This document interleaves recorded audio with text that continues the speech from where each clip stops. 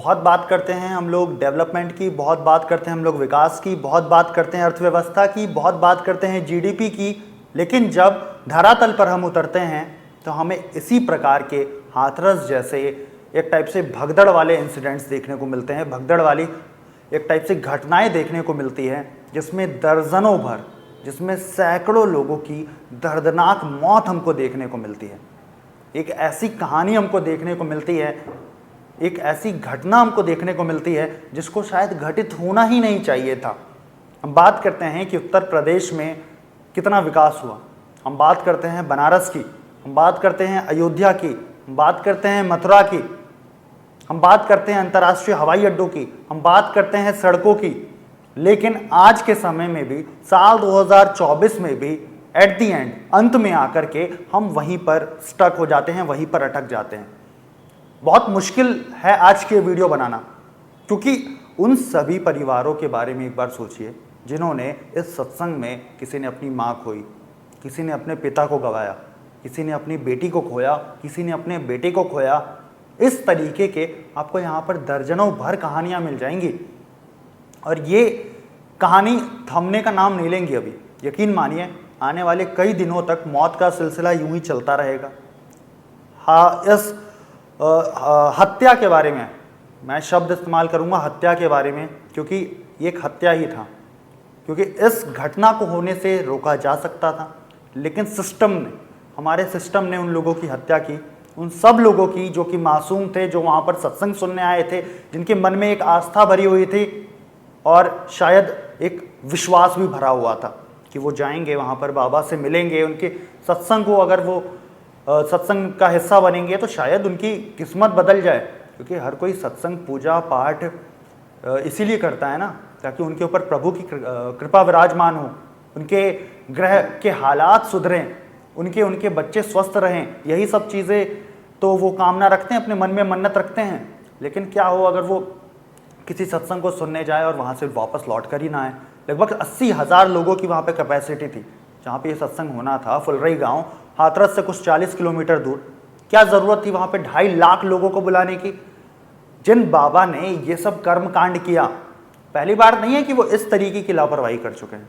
इससे पहले भी एक बार साल 2021 में कोविड जब चल रहा था, पीक पर था, उन्होंने परमिशन ली सिस्टम से कि मुझे सत्संग करने की अनुमति दी जाए, सिर्फ 50 लोगों की मुझे अनुमति चाहिए। भैया 50 लोगों की अनुमति मांगकर उनके सत्संग में 50,000 लोग आते हैं। क्या तब सवाल नहीं उठाया जा सकता था? तब सवाल इसलिए नहीं उठाया गया क्योंकि तब कोई मौत नहीं हुई थी।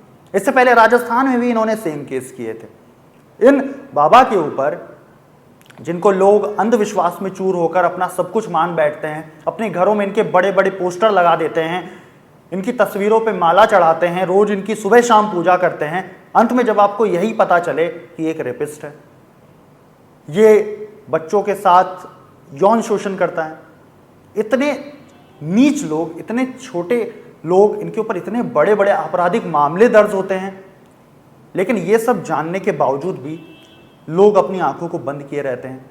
और इसमें सारा का सारा दोष जाता है सिस्टम का। मैंने आपको बताया कि साल 2021 में भी यही चीज़ हुई थी ना।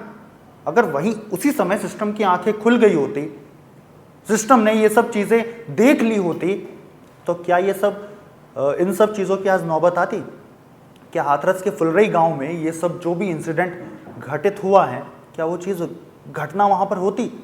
1:15 पे सत्संग लगभग समाप्त हुआ, लोग अपने अपने घरों की तरफ जाने लगे। 1:20 पे वहाँ के जो सेवादार थे, जो गार्ड्स थे, उनके साथ लोगों की धक्का मुक्की शुरू हो गई। क्योंकि आप खुद सोचिए, एक छोटी सी जगह में जब बहुत सारे लोग जमा हो जाएंगे तो धक्का मुक्की ऑब्वियसली होगी। और इन्हीं सब के बीच में ये धक्का मुक्की कब एक भगदड़ में परिवर्तित हो गई, ये पता भी नहीं चला। और इस भगदड़ ने देखते ही देखते 100 से भी ज़्यादा लोगों की जान ले ली।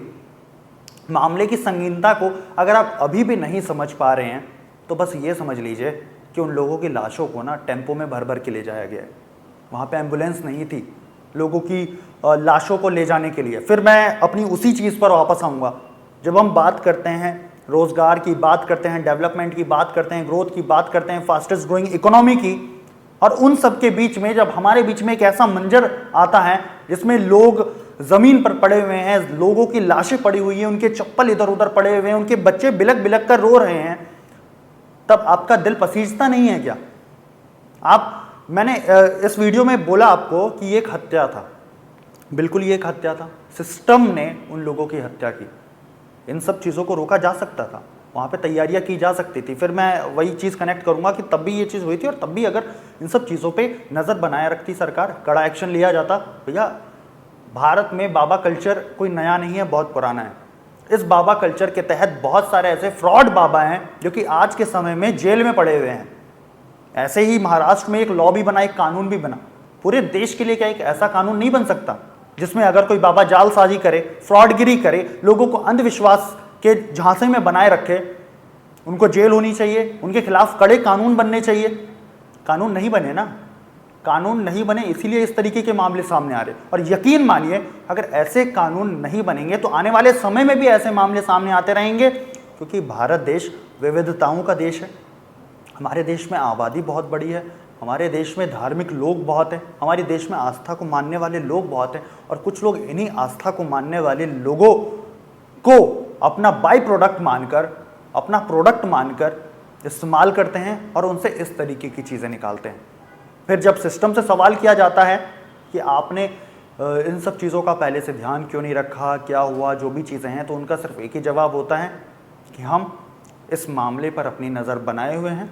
जो भी मृत हैं उनको उचित मुआवजा दिया जाएगा, और आने वाले समय में हम कोशिश करेंगे कि इस तरीके की घटनाएं ना हो। जो भी आरोपी हैं उनको कड़ी से कड़ी जो सज़ा है वो दी जाएगी। क्या सज़ा देंगे आप भाई, क्या सज़ा देंगे आप बताइए? जिसकी जान गई है उससे ज़्यादा बड़ी सज़ा दे देंगे आप? जिसकी जान गई उसको आप वापस लेकर आ जाएंगे? आप इस चीज़ को बस फील कीजिए कि वहाँ पर बैठे लोगों के साथ, वहाँ पर रह रहे लोगों के साथ, हाथरस के उन लोगों के साथ इस समय क्या आप बीती गुजर रही है। आज के लिए बस इतना ही। मैं रवि मिश्रा, कैमरा पर्सन हिमांशु के साथ।